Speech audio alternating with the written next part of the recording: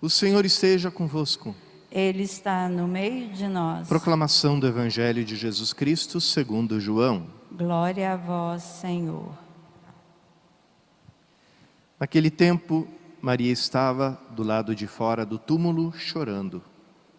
Enquanto chorava, inclinou-se e olhou para dentro do túmulo. Viu então 2 anjos vestidos de branco, sentados onde tinha sido posto o corpo de Jesus, um à cabeceira e outro aos pés. Os anjos perguntaram: Mulher, por que choras? Ela respondeu: Levaram o meu Senhor e não sei onde o colocaram. Tendo dito isto, Maria voltou-se para trás e viu Jesus de pé, mas não sabia que era Jesus. Jesus perguntou-lhe: Mulher, por que choras? A quem procuras? Pensando que era o jardineiro, Maria disse: Senhor, se foste tu que o levaste, dize-me onde o colocaste e eu o irei buscar. Então Jesus disse: Maria. Ela voltou-se e exclamou em hebraico: Rabuni, que quer dizer mestre. Jesus disse: Não me segures, ainda não subi para junto do Pai. Mas vai dizer aos meus irmãos: Subo para junto do meu Pai e vosso Pai, meu Deus e vosso Deus. Então Maria Madalena foi anunciar aos discípulos: Eu vi o Senhor. E contou o que Jesus lhe tinha dito. Palavra da salvação. Glória a vós, Senhor.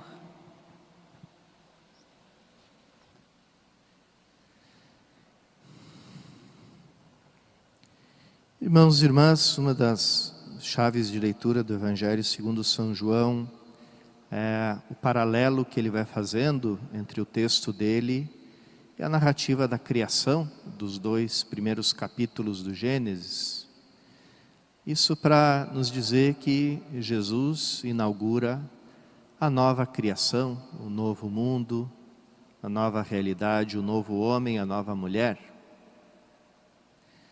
Quando ele narra o momento na cruz em que o soldado finca a lança, no peito, no coração de Cristo, ele usa uma terminologia tirada do Gênesis.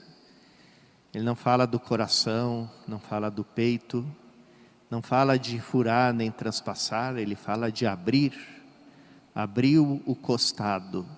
O costado é todo o lado das costelas, o costado, o costilhar.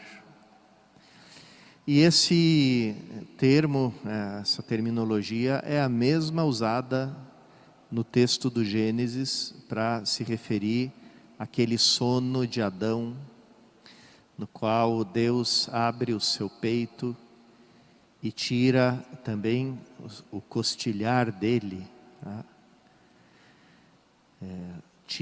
abre o seu lado e forma a mulher, a esposa. E quando Adão acorda do seu sono, contempla a esposa, ele que tinha procurado em vão um interlocutor entre os animais, entre as outras criaturas, e tinha se mantido na solidão, canta de alegria, e é o primeiro poema que um ser humano compõe. Esta sim, agora, dessa vez sim, esta é osso dos meus ossos e carne da minha carne.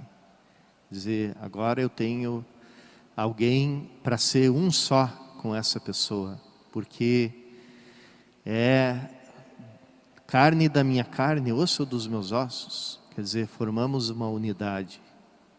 Então, somos um, porque estamos unidos, e somos 2 porque podemos estar um diante do outro, um em diálogo com o outro. Então, num diálogo de amor, numa relação de amor.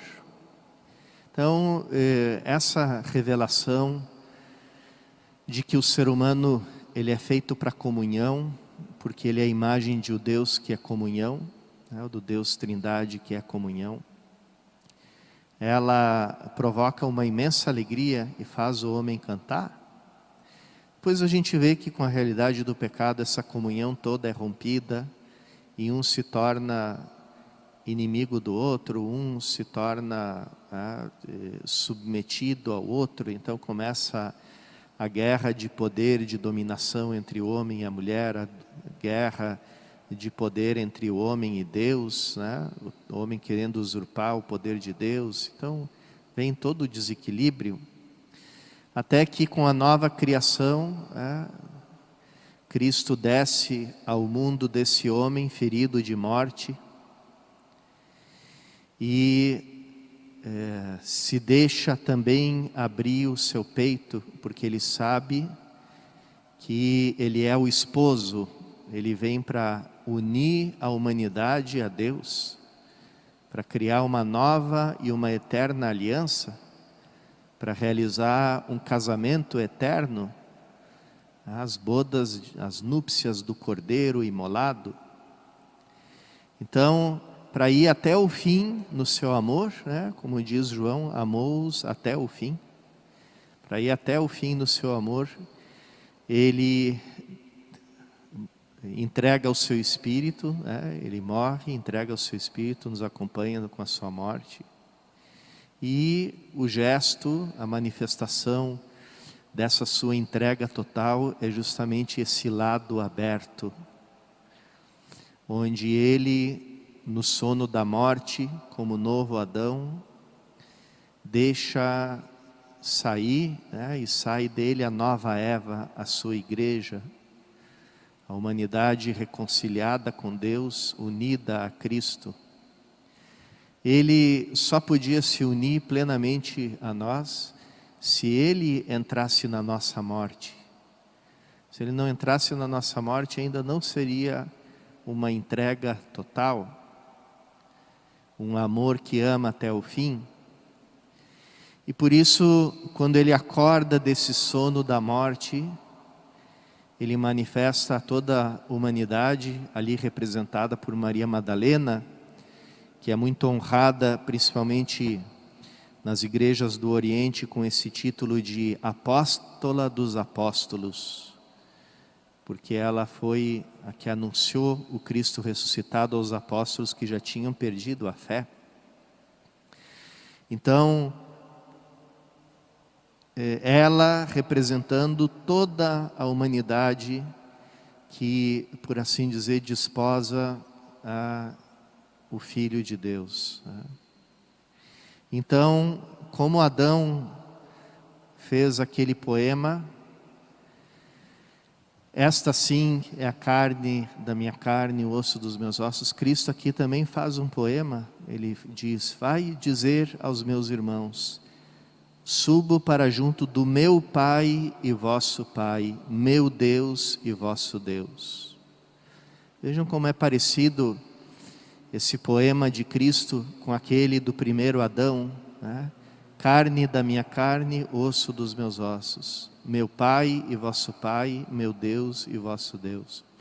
Jesus na última ceia tinha dito para os discípulos: eu já não vos chamo servos, mas vos chamo amigos, porque vos revelei tudo que o meu Pai me ensinou. Agora, depois da sua ressurreição, Jesus já não chama servos, já não chama amigos os seus discípulos, mas chama eles de meus irmãos, porque somos todos uma mesma carne. Agora estamos unidos, agora o matrimônio de Cristo com a humanidade está plenamente consumado, realizado, né? Vai dizer aos meus irmãos, subo para junto do meu Pai, vosso Pai, meu Deus, vosso Deus.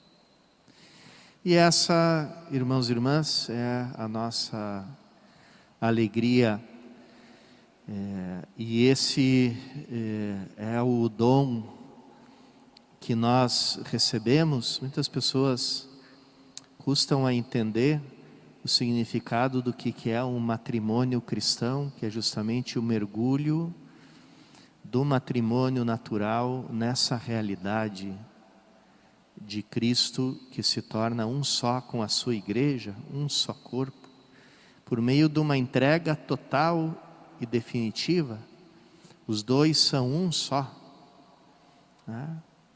Às vezes os jovens perguntam, por que a gente não pode, como namorados, já viver como marido e mulher, com a vida, o estilo de vida, os atos próprios dos esposos?